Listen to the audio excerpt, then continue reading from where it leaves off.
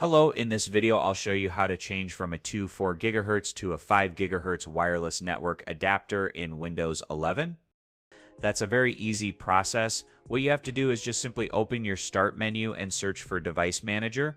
Then you should open the first option right over here. A pop-up menu will appear in front of you. Over here you have to look for network adapters, as you can see right over here.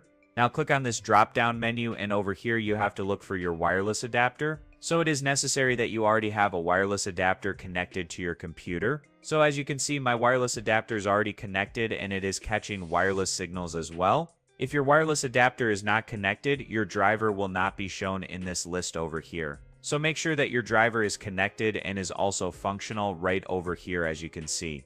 Now once your driver is connected, the next thing that you have to keep in mind is that your driver actually capable of giving 5 GHz of wireless speed or not, because many of the wireless adapters does not have that capability, and majority of them are stuck in 2.5 GHz.